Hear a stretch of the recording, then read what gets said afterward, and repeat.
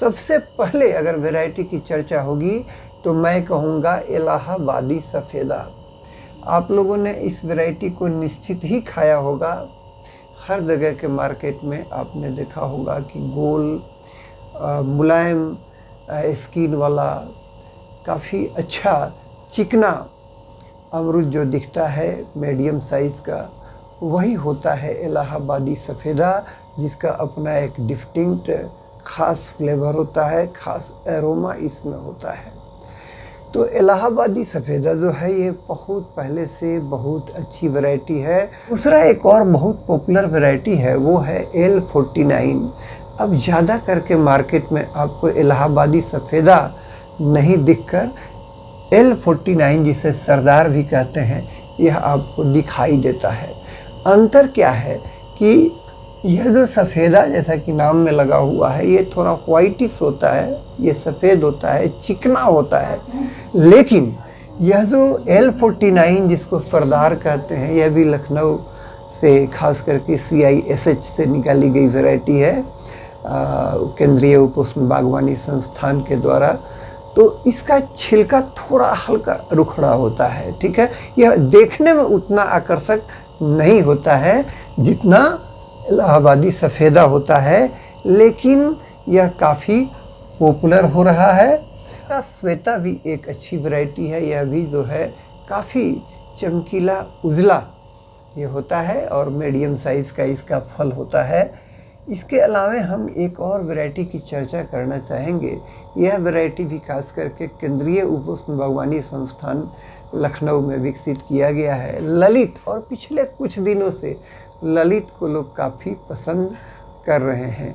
तो ये ललित वैरायटी का जो पल्प होता है, जो उसका अंदर का फ्लेश होता है, जो गुदा होता है, वो गुदा उसका कैसा होता है, वह लाल, एक तरह से कहे तो केसरिया लाल होता है, केसर की तरह, ठीक है, ललित का। तो और इसके फल पे कुछ छींटे पाए जाते हैं। हम आपको अलॉन्ग साइड वीडियो भी इसका दिखा रहे हैं ताकि आप सभी वैरायटीज़ को देख करके जान सकें, खास करके जो 2-4 प्रचलित वैरायटी हैं, ठीक है, और उसको ठीक से आप पहचान सकें। तो ललित का जो फ्लेश होता है अंदर से सैफ्रॉन कलर का होता है और ये काफ़ी पॉपुलर हो रहा है।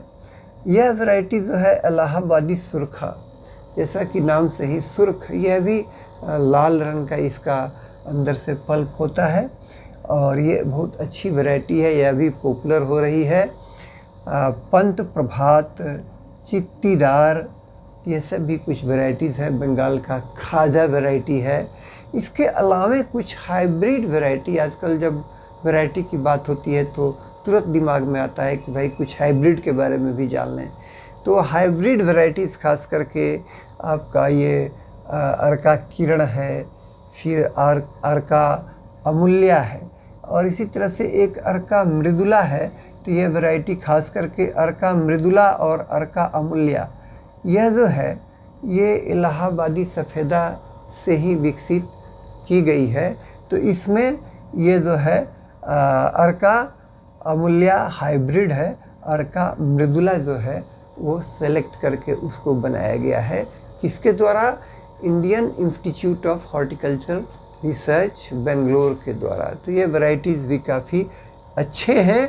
बट आप अगर एक बार में सीधे पूछेंगे कि इसमें सबसे पॉपुलर वैरायटी कौन है, तो हम कहेंगे इसमें सबसे पॉपुलर वैरायटी है इलाहाबादी सफ़ेदा।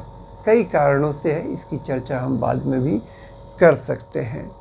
अब इसके अलावा एक और वैरायटी जो आप मार्केट में आजकल देख रहे हैं, पिछले 2-3 सालों से ज़्यादा दिखाई पड़ रहा है, सभी जगहों पे दिखाई पड़ने लगा है। ये काफ़ी बड़ा होता है, इसके फल जो है वो 300-400 ग्राम से लेकर के 1.25 किलो तक हो सकते हैं, काफ़ी बड़े होते हैं।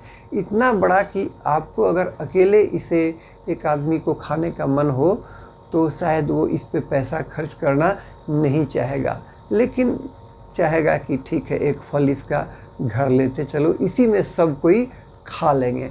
तो वह वैरायटी है खास करके जिसे आप जम्बो गुआवा के नाम से आजकल जान रहे हैं, मार्केट में धीरे धीरे वो छा रहा है। यह वैरायटी 100 रुपये किलो से ऊपर ही बिकता है और यह यहाँ के लिए एक नया चीज़ है। अभी भी इसके बागान बहुत कम हैं इधर। इसकी अपनी एक कहानी है।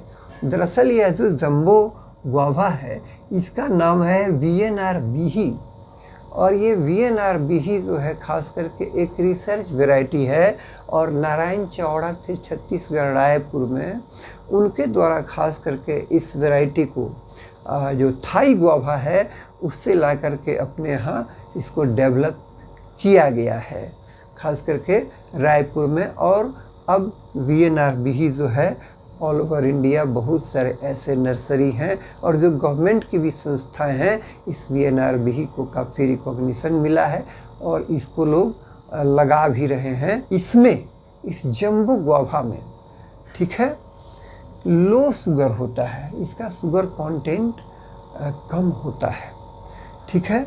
दूसरा कि गुआवा में ये काफ़ी पेरिसेबल होता है, इसे आप ज़्यादा दिनों तक रख नहीं सकते हैं। तो खास करके इस जंबो गुआवा में एक क्वालिटी है कि इसका पेरिकार्प जो है छिलका इसका सबसे बाहर का ये मोटा होता है और इसका सेल्फ लाइफ खास करके वो लॉन्गर होता है। इसे आप रेफ्रिजरेट करके आप 15 दिनों तक भी आप इसको रख सकते हैं, ये ख़राब नहीं होगा। फिर ये कुरकुरा होता है, खाने में क्रिस्पी होता है, और सबसे बड़ी बात है कि इसमें सीड जो है बीजों की संख्या काफ़ी कम होती है और पेड़ भी इसके बहुत बड़े नहीं होते हैं। इसे आप चाहें तो जंबो गुआवा को आप शौक से जो है अपने खास करके टेरेस वगैरह पर भी और छोटे पैमाने पर भी इसको आप कम जगहों में भी लगा सकते हैं। इसका डेंस खास करके बागवानी भी आप इसका लगा सकते हैं, और इसका जब डेंस बागवानी आप करेंगे इसमें लगभग 600 से ऊपर पौधे 1 हेक्टेयर में आते हैं। और इस जंबो गुआवा में खास करके ये हम देखते हैं कि लगभग जो है वैसे तो 2 साल में फलन शुरू हो जाता है, लेकिन 5 साल तक आते आते अच्छा फलन लगभग 50 किलो से 80 किलो तक इसमें फल जो है वो निकलने लगता है, जो धीरे धीरे फिर बढ़ता ही जाता है ठीक है।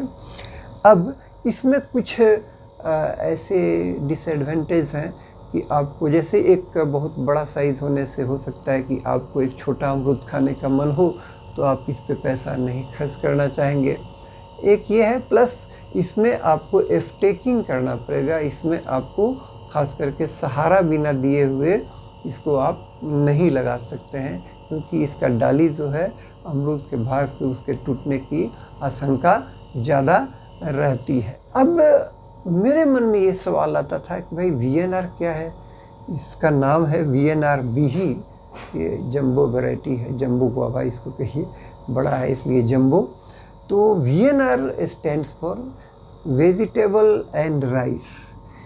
ये बाप बेटे ने इस पर काफ़ी जो है अपने नर्सरी में काफ़ी रिसर्च किया है और बहुत सारे सब्जी के बीजों पर काम किया है, बहुत सारे फलों पे काम किया है, लेकिन बेसिकली इन्होंने जब शुरुआत किया तो ये वेजिटेबल एंड राइस पर इनका ज़्यादा वो काम था। तो वेजिटेबल एंड राइस के कारण इनके नर्सरी का नाम रखा गया वीएनआर, और इसी तरह से बीही का भी कुछ सिग्निफिकेंस है। तो वीएनआर बीही जिसको आप जंबो गुआवा कहते हैं, और उसके क्वालिटीज़ के बारे में हमने आपको बताया। तो आपकी भी इच्छा होती होगी कि भाई आखिर ये बड़ा वाला अमरूद है क्या? दरअसल ताइवान में अमरूद पे बहुत काम हुआ है ठीक है। तो ये ताइवान से निकाली गई थाई वैरायटी है, और वो थाई वैरायटी को यहाँ लोगों ने ला करके रिसर्च करके वीएनआर बीही बनाया ठीक है। और यह वैरायटी जो है खाने में अच्छा है, बट हो सकता है कि जिसको इलाहाबादी सफ़ेदा खाने में अच्छा लगता हो तो उसको शायद ये जंबो गुआवा उतना अच्छा नहीं लगे। अब एक सवाल आपका हो सकता है कि अगर सबसे स्वादिष्ट वैरायटी की बात की जाए, सबसे टेस्टी वैरायटी की बात की जाए, तो वो कौन सी वैरायटी हो सकती है? तो वह वो वैरायटी हो सकती है कि वाइट फ्लेश वाली वैरायटी हो, उजला गुदा वाली, हो सकता है कि लाल गुदा वाली भी कुछ वैरायटी हो। तो अभी तक बहुत सारे वैज्ञानिकों ने भी यही माना है कि जो इलाहाबादी सफ़ेदा है वो सबसे अच्छी, सबसे टेस्टी वैरायटी है। ठीक है, इसके अलावा अब कुछ पिंक फ्लेश वगैरह में भी अच्छी वैरायटी सब आ रही हैं, जैसे इलाहाबादी सुरखा वगैरह, ठीक है, या ललित वगैरह। ठीक है, अब कुछ और भी आप वैरायटीज़ का नाम सुनते होंगे, जैसे कोई कहते हैं स्ट्रॉबेरी गुआवा, एप्पल गुआवा, उसकी चर्चा हम यहाँ अभी नहीं करेंगे। हम जो हमारा नॉर्मल गुआवा होता है उसकी हम चर्चा अभी आपसे करने जा रहे हैं। तो आपने देख लिया कि इलाहाबादी सफ़ेदा कह रहा है कि आई एम द बेस्ट। अब आइए हम देखें कि हम अपने फलन को कैसे मैनिपुलेट करें।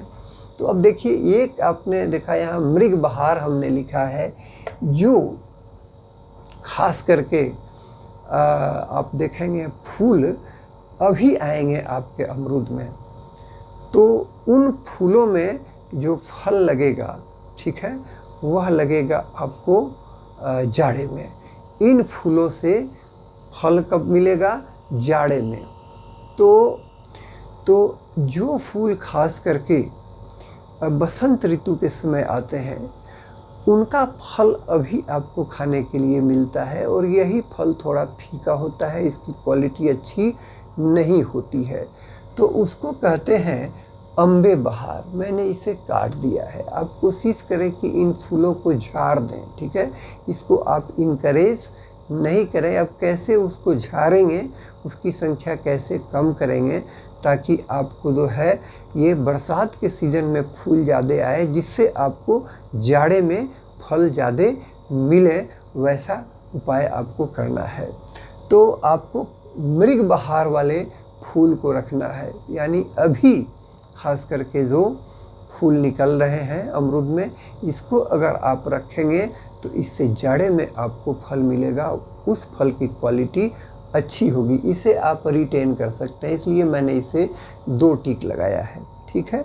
और ख़ास करके एक मृगहस्त भी होता है, यानी जाड़े में जो फूल आएंगे, ठीक है, उससे आप रखेंगे तो उससे बसंत ऋतु में आपको फल जो मिलेंगे वे भी फल अच्छे होते हैं। लेकिन सबसे उत्कृष्ट कौन होता है? सबसे उत्कृष्ट माना जाएगा, और जो बहुत सारे इलाके में होता है, वो है कि आप बरसात वाले फूल को अगर रखते हैं, यानी मृग बहार वाले फूल को रखते हैं, ठीक है, तो इस फूल से जाड़े में जो फल प्राप्त होगा वो बेहतर होगा। और ख़ास करके इस अम्बे बहार वाले को, जिससे अभी फल मिल रहे हैं, इसको आपको नहीं रखना था, यानी बसंत ऋतु में ऐसे फूलों को झाड़ देना था, ठीक है। दूसरा, आप ये कोशिश करें कि देखा गया है कि अमरूद में जो डालियां सीधी होती हैं, तो सीधी डालियों में फलन कम होता है, ठीक है, और ख़ास करके नई नई डालियों में फलन ज़्यादा होता है। तो कोशिश करें कि जो सीधी डालियां हैं उनको ऊपर से उनका आप टॉपिंग कर दें, उनको काट दें, ठीक है, और 10-12 पत्ता छोड़ करके ऊपर से उनको काट दें, ठीक है। प्रूनिंग उनका करें, यानी कटाई छटाई अमरूद में इस तरह से करें कि अमरूद के सभी डालियों को सूरज की पर्याप्त रोशनी जो है वो मिलती रहे, हवा का संचार इसमें ठीक से होता रहे, ये ज़्यादा ज़रूरी है। और दूसरा है बेंडिंग। आपने देखा होगा, यहाँ हमने दिखाने का कोशिश किया है कि जिस डाली का मेन ब्रांच से, ठीक है, 2 डालियों के बीच का एंगल जितना ही कम होगा वह उतना ही घना दिखेगा, उसमें रोशनी जो है कम आएगी और हवा का भी उसमें संचार कम होगा। तो कोशिश करें कि वो बड़ा जहाँ एंगल बना हुआ है नेचुरली, वह ठीक है, उसको रिटेन करें। जहाँ एंगल बहुत कम है, जिन डालियों से पौधे ज़्यादा घने हो रहे हैं, उसको हटा दें। और इसके लिए आप ऐसा भी कर सकते हैं कि कुछ सीधी डालियों को आप झुका करके देखें, नीचे ज़मीन में खूंटी लगा करके, पेग लगा करके और कुछ डालियों को आप रस्सी से थोड़ा झुकाएं।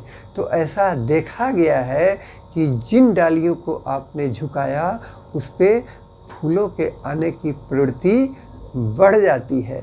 तो एक बहुत ही सस्ता, बहुत ही आसान टिप है आपके लिए। तो ऐसा कोशिश करके देखें। तो प्रूनिंग भी करें, कटाई छटाई भी करें और डालियों का बेंडिंग भी करें। अब आइए इरिगेशन की बात करते हैं। ख़ास करके आप चाहते हैं कि आपको इस सीज़न में, बरसात में आपको अगर फूल लाना चाहते हैं जिससे जाड़े में आपको फल मिले, तो आपको करना क्या चाहिए कि गर्मी के समय में, जब प्रचंड गर्मी पड़ रही थी, उस समय आप जो है वैसे पेड़ों में जिसमें फल लग रहे हैं, वैसे पेड़ों में आपको सिंचाई जो है एवॉइड करना चाहिए गर्मी में। ठीक है, अगर आप नहीं चाहते हैं बरसात का फल लेना तो ठीक है। तो करना क्या चाहिए कि आपको फरवरी से मई तक इसमें पानी नहीं देना है। मई के लास्ट में जब आप इसमें पानी देंगे, उसके पहले आप थोड़ा इसमें मैन्यूरिंग करेंगे, कुछ खाद वगैरह डालेंगे और तब आप इसमें पानी देंगे। तो उससे क्या होगा कि बरसात वाला फूल इसमें खूब अच्छा आएगा, जिससे जाड़े में आपको फल जो है उनकी गुणवत्ता अच्छी होगी। ठीक है, तो इस चीज़ पर ख़ास करके ध्यान दें और कोशिश करें कि आपका जहाँ भी बगीचा हो, अगर एक दो पौधे भी हैं तो आप करके देखें। आप बोतल में उसमें छोटा सा छिद्र बना करके ड्रिप की तरह उसमें आप पानी जो है अमरूद को दें। तो आप ड्रिप सिस्टम से, और बड़ा बगीचा है तो उसमें आप ड्रिप लगा करके दें, यानी टपक सिंचाई आप अगर करते हैं अमरूद में, तो इससे आपके फल की क्वालिटी जो है वो बढ़ जाती है और इसमें खास करके कुछ पेस्ट वगैरह, डिजीज़ वगैरह ये सब भी कम लगेंगे। तो ये ड्रिप इरिगेशन काफ़ी अच्छा माना गया है और पूरे कंट्री में गवर्नमेंट जो है ड्रिप के लिए इंसेंटिव भी दे रही है। 80 से 90% तक इसके लिए सरकार सब्सिडी भी दे रही है चाहने वालों को। अब आप देखें मैन्यूरिंग, इसमें कौन सा आखिर खाद डालें? तो मैं तो पहले सजेस्ट करूँगा कि अमरूद के पेड़ में आप कोशिश करें कि केमिकल फर्टिलाइज़र कम से कम डालें। ज़्यादा से ज़्यादा कोशिश करें कि इसमें जो प्राकृतिक खाद है उसको हम दें। ठीक है, इससे आपके मिट्टी की गुणवत्ता अच्छी रहेगी, आपके फलों का भी जो क्वालिटी होगा, उनका जो नेचुरल मिठास होगा, उनका एक फ्लेवर होगा, वह जो है वो मिलेगा आपको। ठीक है, ज़्यादा केमिकल के इस्तेमाल से जो है नुकसान हो सकता है। तो मैन्यूरिंग में हम क्या क्या उपाय कर सकते हैं? केचुआ खाद का नाम आपने सुना है। ज़्यादा से ज़्यादा आप कोशिश करें वर्मी कंपोस्ट डालने का। 20 किलो 25 किलो जितना वर्मी कंपोस्ट आपको मिलता है उसको जो है एक वयस्क पेड़ में आप डालें। और मैन्यूरिंग करने का अच्छा तरीका ये है कि बिल्कुल जड़ के पास मत उसको करें। इसके लिए तरीका है कि खास करके कम से कम 50 से 60 सेंटीमीटर जो 2-3 साल 4 साल के पौधे हैं उसमें आप 50 से 60 सेंटीमीटर जड़ के पास से जो मेन स्टेम है उससे हट करके तब आप ट्रेंच बनावें। 10-12 सेंटीमीटर गहरा गड्ढा बनावें गोलाई में चारों तरफ से। उस रिंग में आप अगर आप मैन्योर्स को डालते हैं या अगर केमिकल फर्टिलाइज़र भी डालना है तो उसमें डालते हैं तो वह ज़्यादा कारगर होगा। तो मैन्योरिंग उस तरह से करें। ठीक है, थाला में करें और जड़ के पास नहीं करें, जड़ से हटा करके करें। अब ये आप देखिए कि नीम केक का भी आप इस्तेमाल कर सकते हैं और नीम केक से खास करके जो कुछ सॉइल बॉर्न डिजीज़ेस हैं उनको जो है ये काफ़ी डिस्करेज करेगा और आपके मिट्टी की क्वालिटी अच्छी रहेगी और फल भी अच्छे मिलेंगे नीम की खल्ली से। ठीक है, तो केचुआ खाद और नीम की खल्ली का इस्तेमाल करें। लकड़ी का राख भी जो है इसमें पोटास अच्छा पाया जाता है और पोटास का बहुत अच्छा रिस्पांस मिलता है अमरूद में। तो आप कोशिश करें कि आपके पास अगर लकड़ी का राख है तो उसका भी इस्तेमाल अपने पेड़ों में आप करें।